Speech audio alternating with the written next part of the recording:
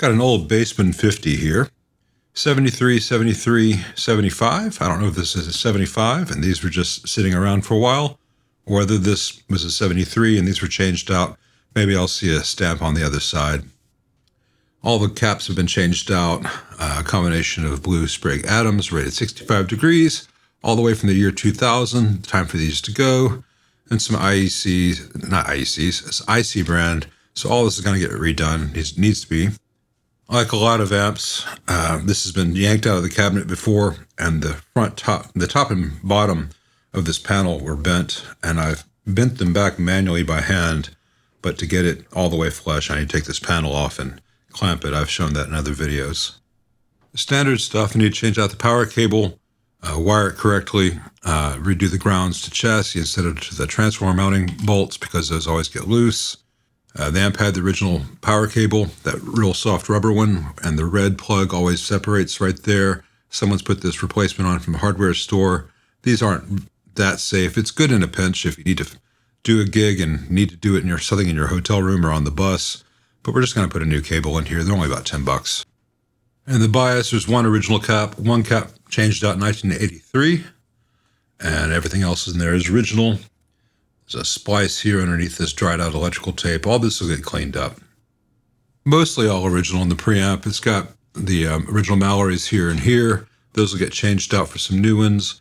Replacement down here, but the 1 microfarad's been replaced with a tantalum. That'll get changed out with electrolytic because tantalums fail if you sneeze on them.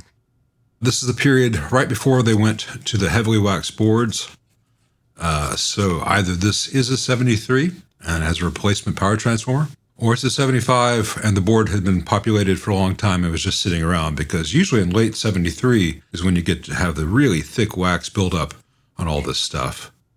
Like the AB165, it's got the 10 nanofarad cap across this plate resistor that dumps a ton of high end off the bass channel, kind of gives you the electric tuba sound, and has a 500 picofarad across the plate resistor for the normal channel. Most owners of these amps prefer it when I remove this cap, the 500 picofarad from this channel, and I put it here in place of the 10 nanofarad, so you get a little bit of a smoother high end for the bass channel, but you don't have that blanket over the speakers feeling that you get from this one on the normal channel. And also like the AB165, it's got an odd kind of positive feedback situation.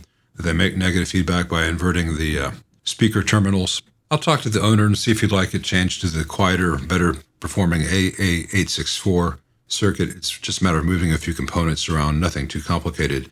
But he may want to keep it as is, and that's fine. But these circuits with a 10 nanofarad input cap on the phase inverter and the 330K grid leaks on the phase inverter, these can be very flubby, because when they changed from the AB763 circuit, they decreased the value of the resistors from 1 meg to 330K, so by a factor of 3, but they increased the input cap from 1 nanofarad, 1,000 picofarad to 10 nanofarad, so by a factor of 10. And so there's a lot more low end coming into the input of the phase inverter than on the more sought after AB763 style Fender amps.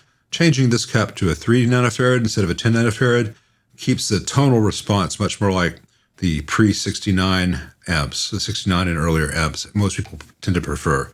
Again, I'll talk to the owner about that. Other than that, everything looks stock. Everything looks very, very clean.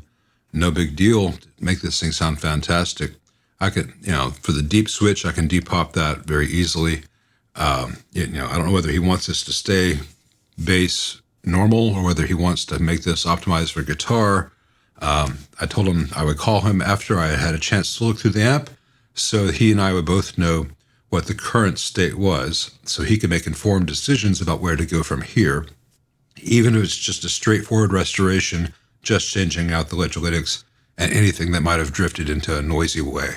So this is that video to show him so he can make that informed decision when we have that conversation, and we're just going to share it with the rest of you. So thanks for watching.